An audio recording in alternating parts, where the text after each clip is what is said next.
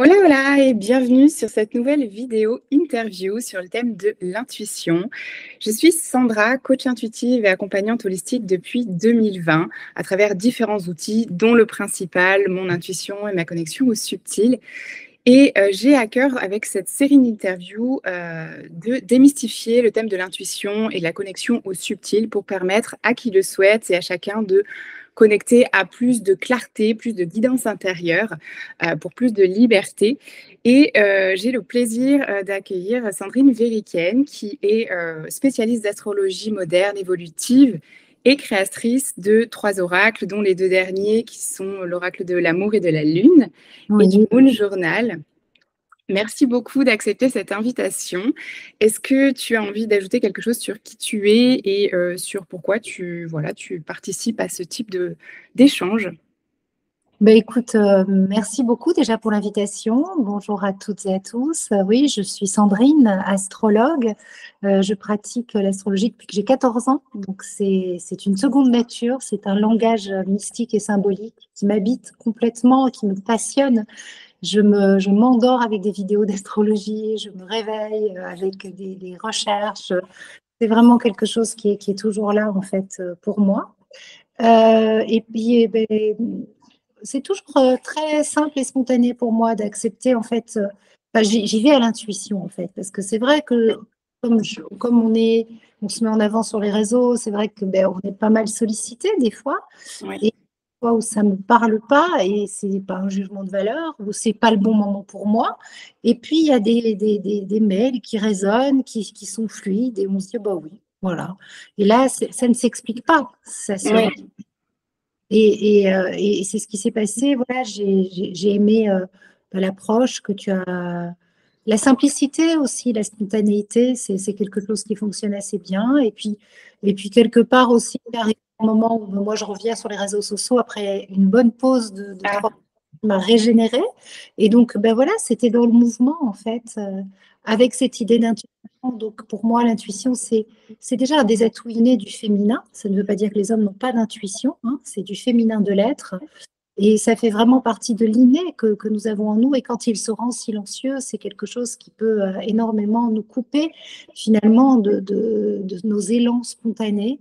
Donc voilà, ça me paraissait intéressant de faire le parallèle entre l'astrologie et puis l'intuition, parce que l'astrologie, c'est un savoir, c'est une connaissance acquise.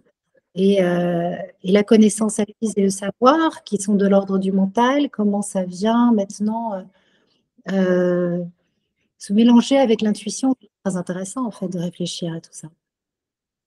merci. Mais du coup, tu as répondu voilà, à une question du coup générale qui consistait à savoir ce qu'est l'intuition.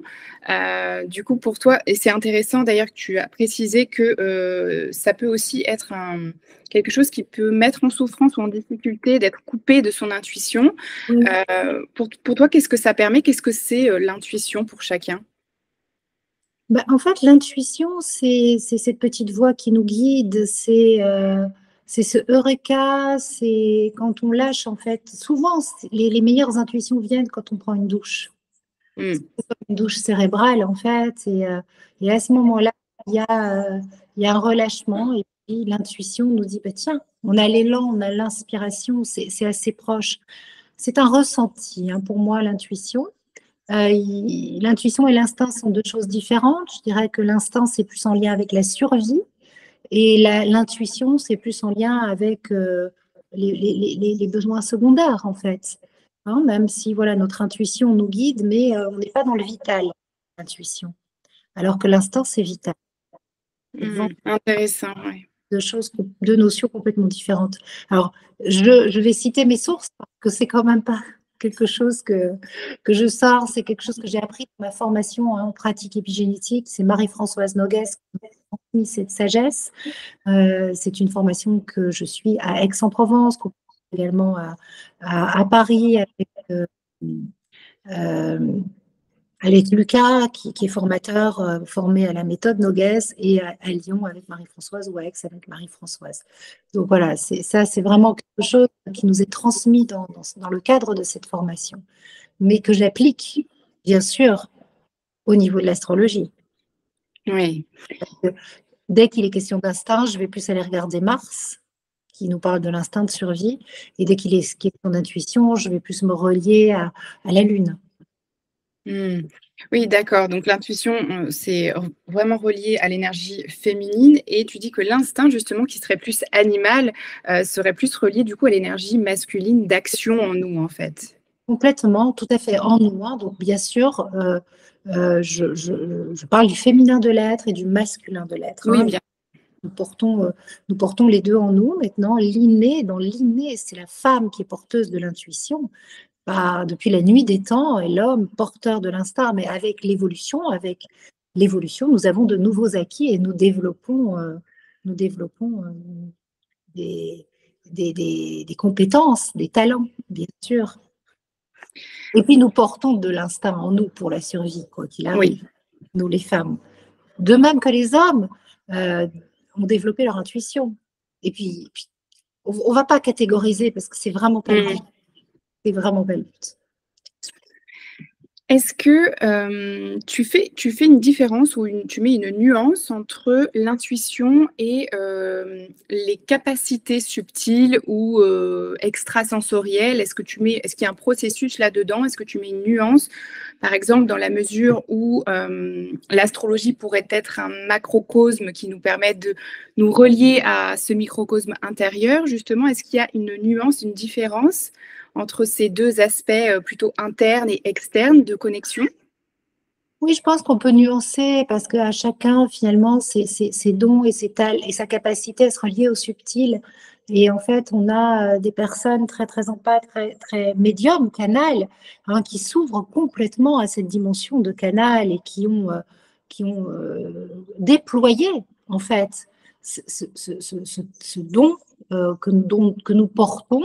Et puis d'autres qui, dans leur architecture cérébrale, ont un mental, on va dire, peut-être plus développé, qui va bloquer finalement l'ouverture de ce canal intuitif ou extrasensoriel. Donc, je crois oui, y mettre une nuance. C'est un process. C'est pas parce qu'on démarre, euh, on arrive sur Terre avec un mental très fort qui peut être toute une série d'adaptations par rapport à, à des transmissions, à des mémoires que l'on porte, hein. Donc, avoir un mental très fort, ça peut être une super adaptation pour être fort dans la vie et surtout dans cette société fortement matérialisée où on doit quelque part euh, jouer des coudes pour s'en sortir. Et donc, on peut à ce moment-là développer un mental très, très, très élaboré, très puissant et cela peut bloquer l'accès à la dimension euh, intuitive, sensorielle, médiumnique, canal, mais ça ne veut pas dire que ça ne s'ouvre pas. Mmh. Mais en tout Mm. Ouais, mais en tout cas que du coup, ça passe par une reconnexion à soi avant de s'ouvrir, à l'extérieur. Complètement, c'est une guérison même en fait, hein. C'est une reconnexion à soi, une guérison, c'est lâcher en fait, des croyances, des gros stress de survie, hein, pour pouvoir en fait baisser les armes, baisser la garde, parce que dans cette société fortement matérialisée, fortement marquée par la compétition, en fait, hein, très compétitive, on se lève le matin, on enfile une armure et on part au combat, c'est la guerre. Hein, c'est ce qu'on nous enseigne. Et puis, quand on arrive à la cour d'école, enfin, on a tous vécu, voilà, on a un peu l'impression que c'est la jungle. Donc, pour le cerveau survie, reptilien limbique, il se dit, bon, là, alors, soit on fait partie de cette catégorie hypersensible dont j'ai fait partie et on se dit, mais qu'est-ce que je fous là? Mais on se sent largué dans ce monde absurde et on a un peu l'impression d'être soit en avance sur ton temps, soit pas du tout au bon endroit. Enfin, Mmh. voilà. Et à ce moment-là, on s'endurcit ou pas. Enfin, voilà, c'est où on a tout de suite, on met en place des super adaptations pour pouvoir s'en sortir dans cette jungle compétitive. Oui, c'est très bien dit et c'est du vécu effectivement aussi. Voilà. Et donc, effectivement, de là, on, on s'ouvre plus ou moins à cette dimension de canal, en fait. Mmh. Merci. Peut-être en revenant sur ce qu'est simplement pour toi, ce que tu désignes comme l'astrologie moderne ou évolutive, et comment, de quelle manière justement l'astrologie peut être un outil d'accès à notre intuition au quotidien et au monde subtil aussi peut-être? L'astrologie, en fait, c'est à la base, les astrologues observaient le ciel et en tiraient des conclusions. Donc, c'est vraiment, c'est une connexion à la nature, connexion au ciel. Ça nous montre à quel point on fait partie de ce grand tout, en fait. Parce que quand tout d'un coup Vénus, étoile du soir ou étoile du matin, apparaît plus ou moins brillante dans le ciel, les astrologues à l'époque en tiraient des conclusions empiriques, bien sûr, mais des conclusions. Il se passe ceci, il se passe cela. Alors, au fur et à mesure, on a des textes voilà, qui ont été étudiés, traduits en latin, qui sont traduits aujourd'hui par les astrologues hellénistiques ou post-hellénistiques ou new hellénistiques, notamment Chris Brennan, Demetra George, pour citer que les plus célèbres connus sur la toile, donc qui viennent en fait nous montrer à quel point l'astrologie, depuis la nuit des temps, est une science d'observation, une science humaine empirique, symbolique, et qui vient nous permettre en fait de nous connecter à quelque chose de nous, à une dimension de nous, une dimension un peu mystérieuse, sacrée, enfin une dimension de nous qui nous relie complètement au cosmos, en Mmh. fait. Et à nous permettre de donner du sens à déjà notre venue sur Terre, et puis par la magie du symbole, par la magie de la oui, des mythes aussi, voilà, raconter de nous que l'on sait, mais que l'on a peut-être mis de côté parce que la société euh, dans laquelle on grandit, enfin occidentale, et je le répète encore une fois, fortement matérialisée, manque de poésie. Et c'est sûr que l'astrologie est une grande poésie, puisque c'est à la fois symbolique, archétypale, empirique. Alors, l'astrologie moderne, aujourd'hui, elle est influencée par la psychologie, en fait, par les concepts jungiens, voilà, et l'astrologie évolutive est très intéressante en ce sens parce que depuis l'astrologie hellénistique, on va dire que les astrologues hellénistiques ou les astrologues anciens ou médiévaux, ils étaient très fatalistes. Hein, et donc, bon, ben, voilà, ils observaient qu'il se passe ceci, donc voilà, potentiellement, il y a les bénéfiques et les maléfiques, et puis on doit s'attendre au pire malheur Tranché. quand les deux maléfiques s'alignent. Mais on constate qu'il se passe quand même des choses de cet ordre-là, si ce n'est qu'aujourd'hui, avec l'évolution, on est moins fataliste. On prend notre chemin de vie. Enfin, moi, il y a cette phrase que je répète souvent de Annie Marquet qui dit l'important, c'est pas ce qui nous arrive, l'important, c'est ce que l'on fait de ce qui nous arrive. Et ça, c'est une révolution majeure dans la conscience. Parce que je pense qu'au niveau, enfin, je ne sais pas si cette pensée-là était vraiment présente dans la conscience humaine à l'époque de l'astrologie, je dirais même médiévale, peut-être au moment des astrologues hellénistiques, parce qu'on a des philosophes qui nous parlent de la conscience avec une. Enfin, ça reste aujourd'hui, mais c'était peut-être réservé une élite pensante ou une élite sachante. Je pense qu'il faudrait poser la question à un historien pour. Voilà. Je ne voudrais pas trop m'avancer et tirer mes conclusions de façon un peu voilà, intuitive et empirique. Mais ce que je sais, c'est qu'aujourd'hui, l'astrologie, elle est évolutive parce que la conscience évolue et parce qu'il y a tous ces courants philosophico-spirituels, tout le développement personnel qui bien sûr vient euh, teinter notre expérience que nous pouvons faire de l'astrologie. Mmh. En fait, ce que je perçois, c'est que l'astrologie traditionnelle ou ancienne, c'était peut-être plus axé, c'était plus duel, plus tranché, plus axé sur une prédiction ou quelque chose voilà, de plus tranché, alors qu'aujourd'hui, on amène plus de nuances, plus Oui, d'observations. Mais c'est intéressant d'utiliser les deux. Tu vois, là, par exemple, on va rentrer dans la saison des éclipses. Et donc, ben, pour les astrologues hellénistiques, et puis en fait, depuis toujours, les éclipses, c'est des grands débuts et des grandes fins. Ça marque vraiment, c'est des tournants. Et là, on peut se mettre à l'envers, à l'endroit. On utilise les méthodes prédictives d'astrologie hellénistique, il va se passer quelque chose. Et on va avoir dans la maison, dans l'axe des maisons, pour savoir exactement, les maisons en astrologie, c'est un découpage du ciel hein, en plusieurs secteurs qui représentent la vie de la personne. Et donc, les éclipses, quand elles arrivent, quand la saison des éclipses arrive, ça fait des changements majeurs dans le domaine où l'éclipse se forme, dans la maison. Et là, on sait que dans ce domaine, qui est un champ d'expérimentation pour l'âme, c'est le terrain de jeu de l'âme, il va se passer quelque chose. Par contre, quoi? On n'est pas là pour jouer aux devinettes.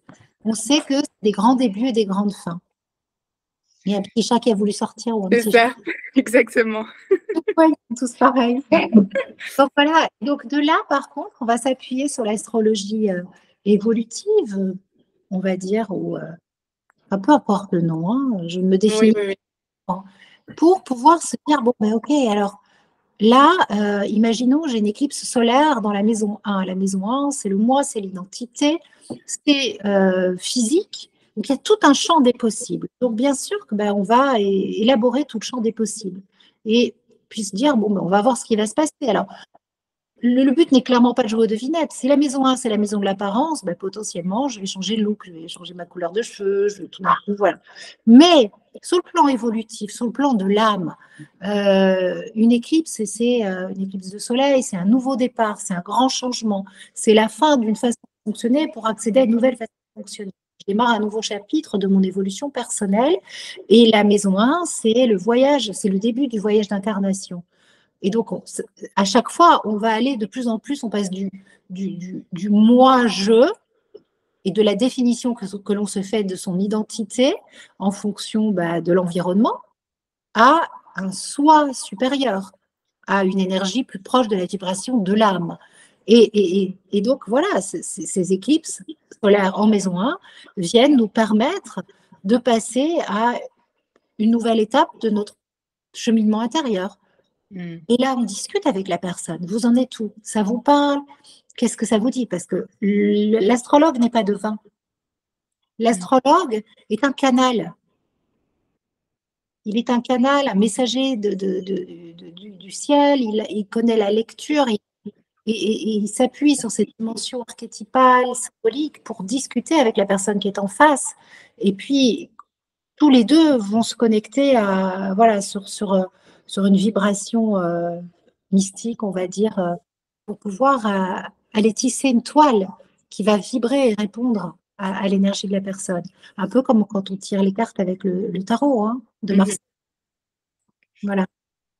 D'accord, merci. Donc, je retiens aussi des notions clés importantes dans ce chemin de connexion à soi et à l'intuition, que ce soit à travers l'astrologie ou d'autres outils, mais qu'amène l'astrologie aussi, c'est vraiment cette notion d'observation, en fait, même si c'est du ciel qui nous amène à nous observer nous-mêmes. Donc, c'est vraiment cette notion d'observation et de notion de sacré aussi, de pouvoir s'arrêter en conscience sur cette notion d'observation pour trouver du sens. Oui, l'observation qui s'appuie bien sûr sur, voilà, c'est une connaissance. Il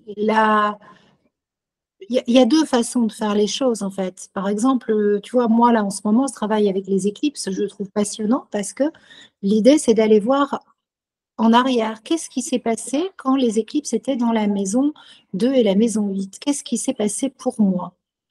Et essayer de faire un travail de remémoration des événements et puis du ressenti, du vécu, pour pouvoir ensuite peut-être extrapoler sur ce qui va arriver ou si on ne ressent rien, se dire, bon, ben, ok, alors moi, je sais, j'ai le savoir parce qu'on me l'a transmis et puis par observation. Voilà, c'est une expertise. Moi, je sais que ça peut.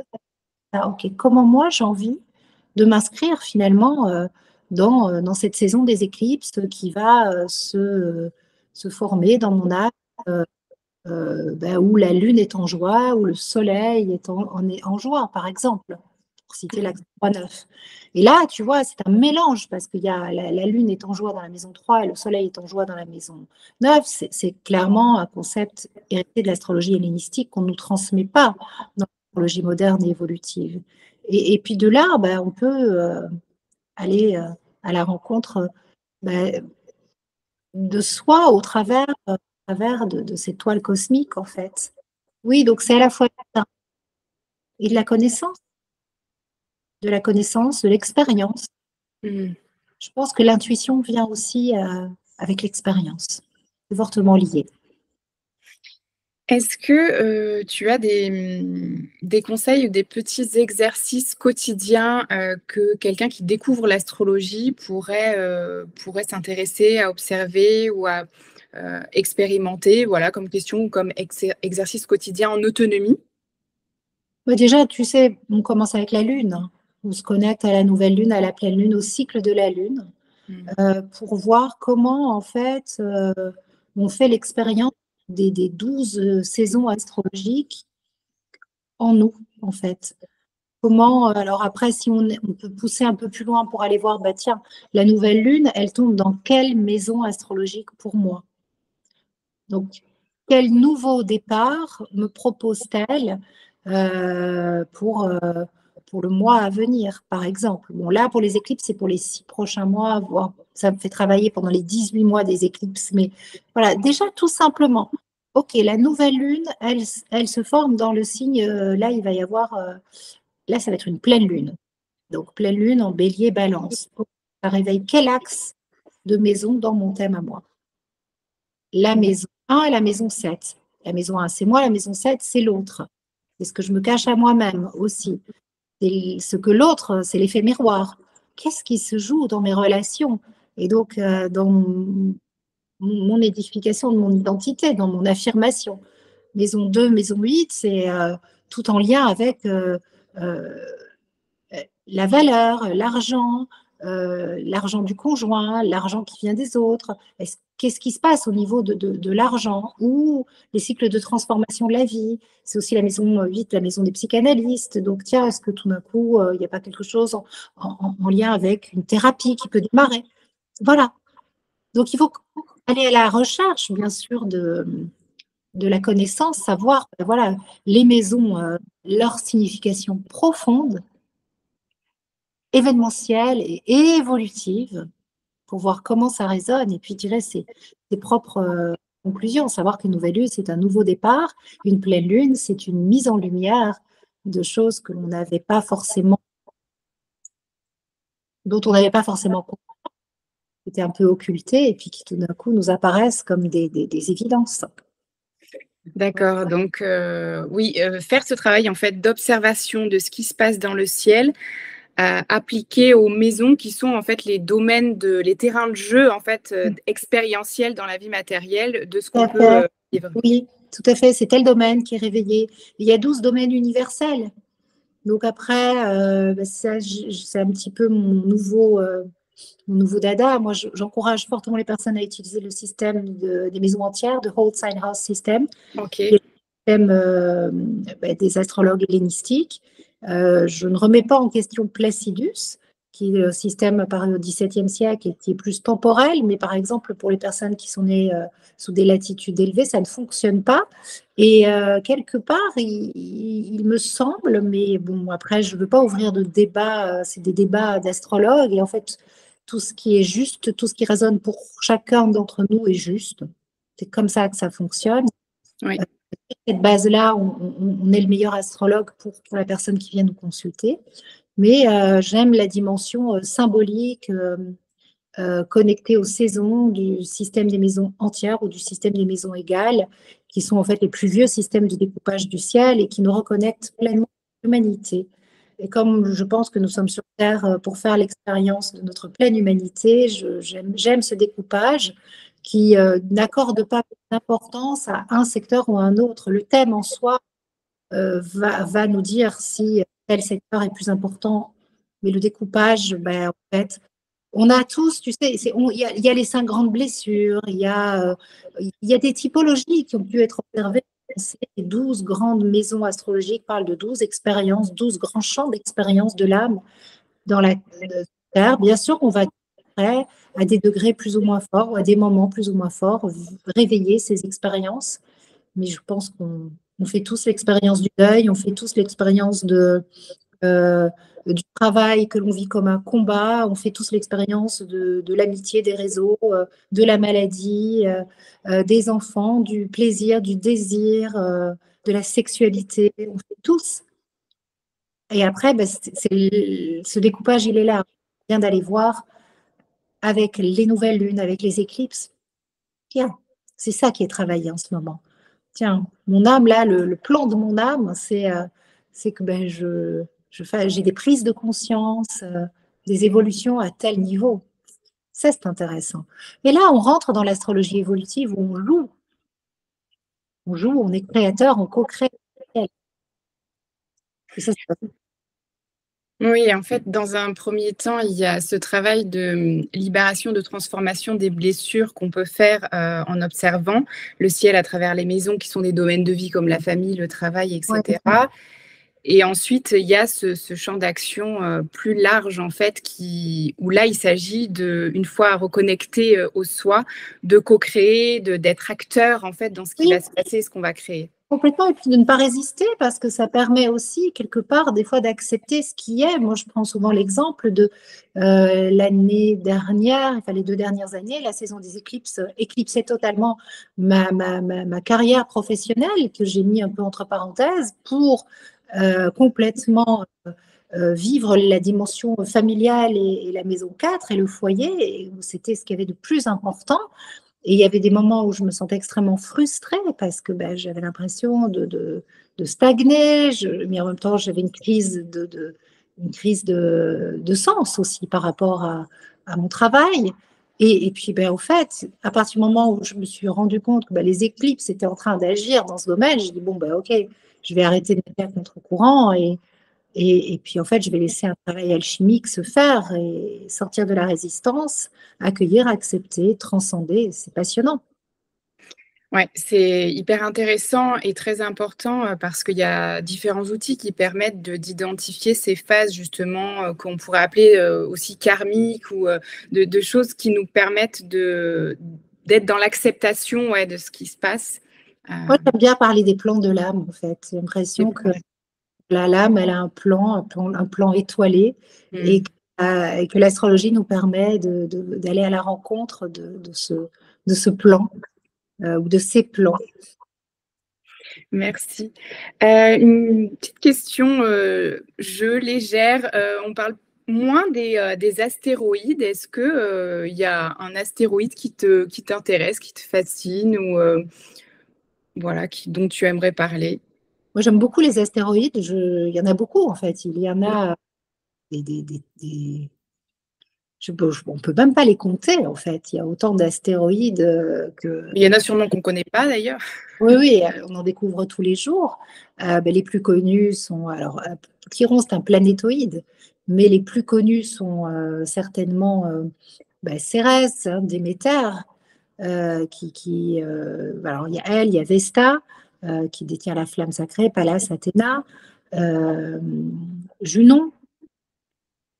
Moi, j'aime beaucoup travailler avec les astéroïdes. J'avais fait un parallèle entre les astéroïdes et Chiron, avec les 5 blessures de l'âme, parce que c'était intéressant de les associer avec les blessures. C'est le féminin de l'être. Caroline Moy, mon amie Caroline, astrologue qui vit au Guatemala et que je t'encourage à interviewer d'ailleurs, parce qu'elle est très sensible, très intuitive, elle a de très jolies choses à partager, a écrit un livre voilà, sur énergie féminine et astéroïdes. Euh, alors, il semblerait que je sois très connectée à Vesta, puisqu'elle culmine dans mon thème. C'était Caroline qui m'avait expliqué cela. C'est vrai que je ressens sa flamme sacrée souvent briller. Et puis, Vesta, elle a grandi dans le ventre de Saturne. Elle est la seule à être restée le plus longtemps dans le ventre de Saturne. Et on dit qu'elle en a puisé une sagesse et un amour de la solitude. Et je suis une grande... j'aime être seule. Mmh. J'aime avoir mes moments à moi, j'aime travailler dans le silence. Je ne pourrais enfin, ça fait très longtemps que je ne vais pas travailler dans un bureau. J'aime sortir, aller voir mes amis, déjeuner dehors, j'ai cette partie-là, mais qu'est-ce que j'aime rester seule chez moi, pour, travailler dans le silence. Donc peut-être que Vesta, m'inspire, mais elles sont toutes là, hein, parce que Mmh. paru les astéroïdes, elles viennent nous parler finalement de toutes ces facettes du féminin qui n'ont pas été, reconnues avant la femme. Le rôle de la femme, c'était la lune, la femme au foyer, et Vénus, l'épouse, et puis basta. Alors que bon, bah, il y a, toute une dimension, et puis pour les hommes aussi, Mmh hein. mh. Thérèse vient parler de nos nourritures.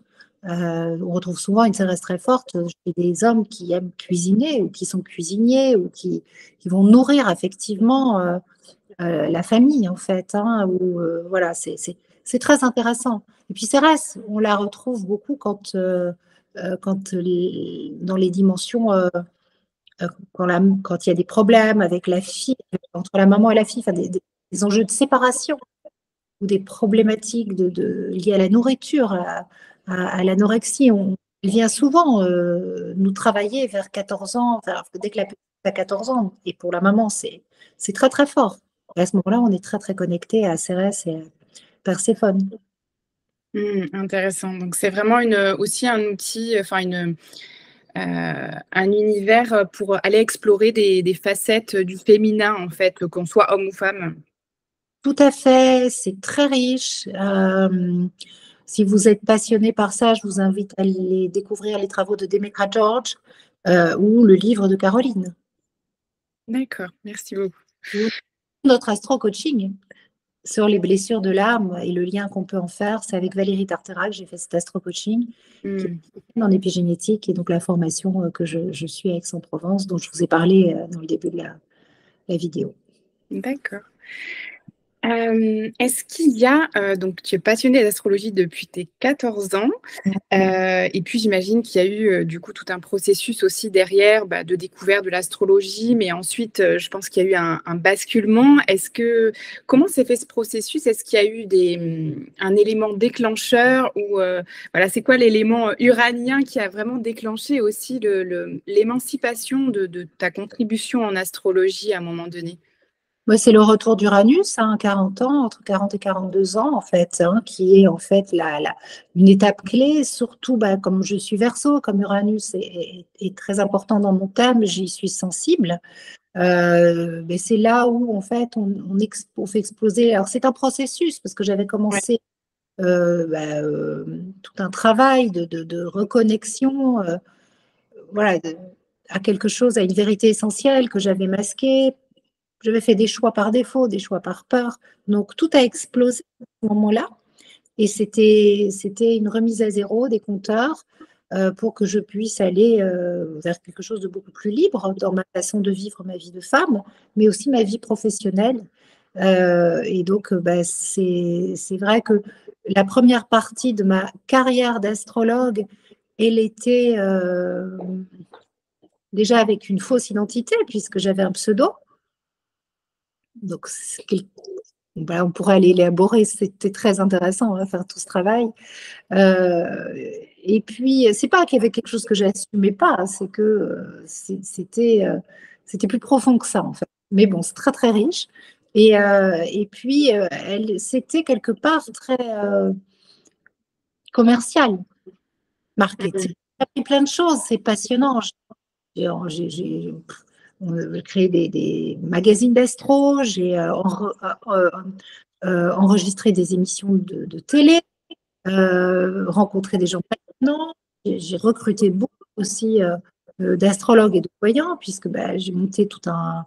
Voilà, j'ai participé à ça. Donc, c'était très riche, très intéressant, mais ça n'est pas une période de ma vie où j'ai pu à ce moment-là, en même temps, j'avais d'autres priorités en tant que maman.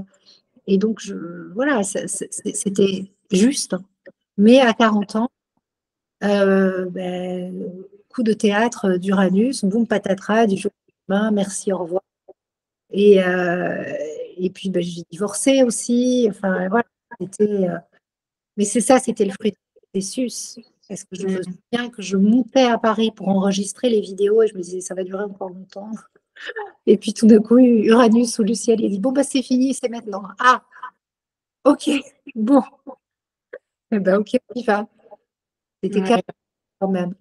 Et voilà. Et de là, il y a une nouvelle façon de présenter, de vivre l'astrologie. Mais là, il y a une nouvelle étape qui s'est mise, qui s'installe, je le sens, certainement parce que Pluton est en transit sur mon Mercure. Mercure qui est en lien avec ma façon de communiquer, d'apprendre, d'élaborer, d'écrire. Et Pluton, c'est aller dans les profondeurs. Mm. D'ailleurs, c'est concomitant avec le fait que j'ai repris tout un cursus de formation, à la fois en pratique génétique et en astrologie hellénistique. Donc, ça amène une dimension nouvelle. Donc ouais, c'est vraiment un ensemble d'étapes, de processus et à la fois d'éléments déclencheurs importants et soudains aussi. Oui, il y a eu l'événement iranien qui m'a permis vraiment de tourner la page et d'aller vers voilà, cette liberté qui est toujours là, hein, d'explorer vraiment l'astrologie de façon voilà, moins commerciale, on va dire, et de proposer une astrologie voilà, qui est axée sur le développement des qualités de l'âme, en fait, hein, voilà, d'aller vraiment vivre au plus proche de sa vibration. Mais j'ai ressenti, je te parlais de cette prise de sens, j'avais un petit peu l'impression de tourner en rond. J'avais l'impression aussi, je me reconnaissais plus. Je me dis, qu'est-ce que je fais là? J'essaie de répondre à des codes imposés par Instagram, un Mm. algorithme, à faire des posts qui ne m'intéressent pas, ou il est où le moment où je partage quelque chose de profond, mais je ne voyais plus quoi partager, j'avais l'impression de me répéter. Moi, j'étais épuisée, pareil, par une grosse épreuve que je vivais. J'avais plus toute ma tête. Mm. Voilà, j'ai fait une espèce de retraite initiatique, de couper les réseaux et ce silence que ça m'a amené, qui a été extraordinaire parce que ça, j'ai retrouvé le temps, le goût et la joie d'apprendre et de transmettre.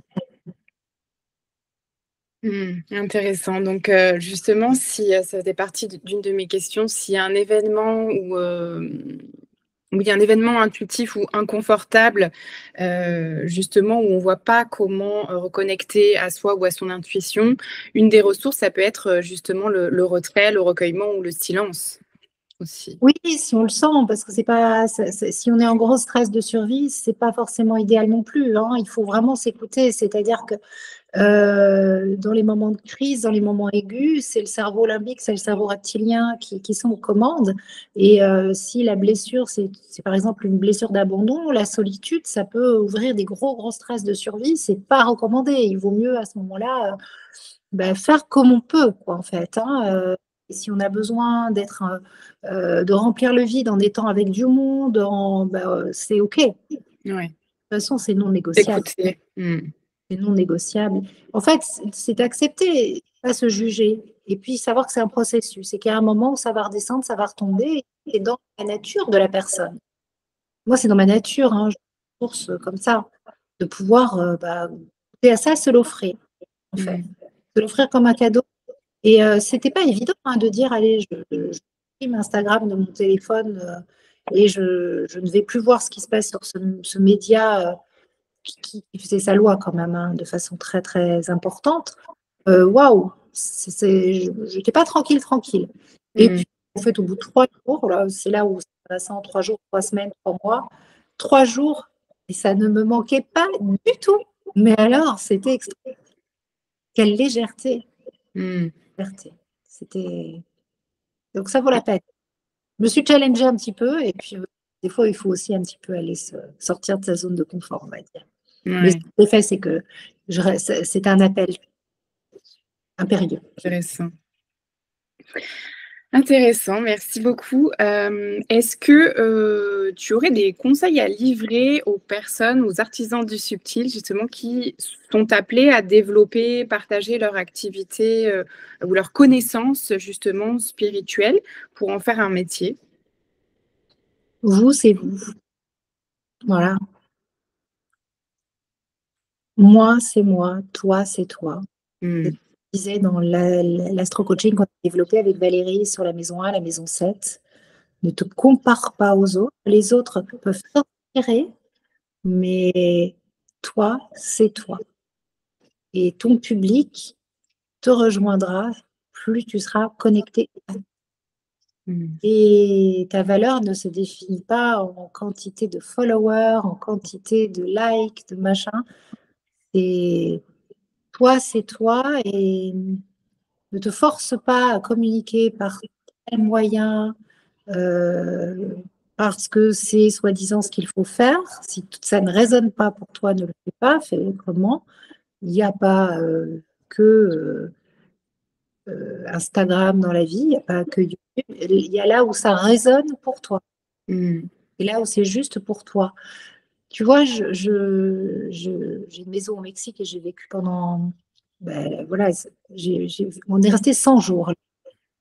Et j'ai rencontré une jeune femme absolument délicieuse qui est devenue une amie. Et vraiment, la connexion est très forte. Elle vend des vêtements sur la plage. Elle a un compte Instagram qui n'explose pas plus que ça.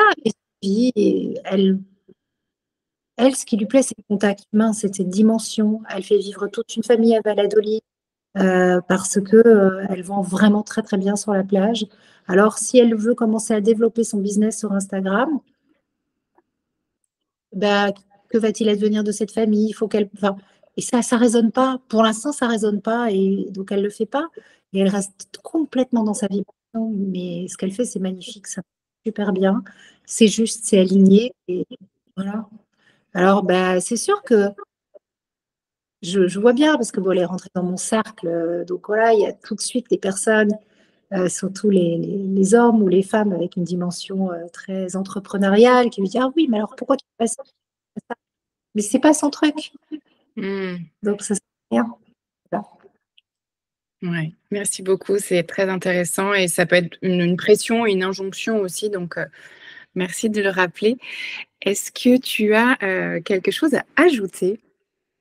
Bah, écoute, j'ai passé un très bon moment. Moi, j'aime beaucoup ces interviews, ces partages, parce que je constate que par les questions qui me sont posées, ça me reconnecte à des choses, à mes valeurs, et ça me permet voilà, de dire tout haut ce qui s'élabore à l'intérieur de moi.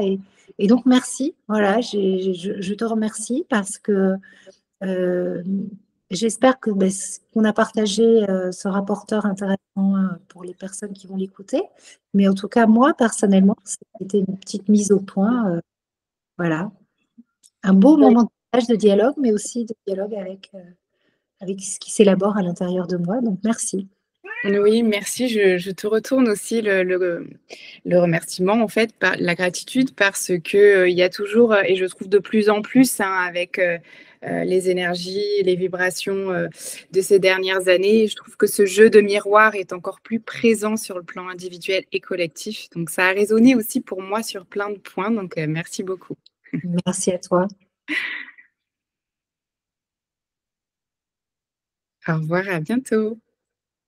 Merci beaucoup. Au revoir.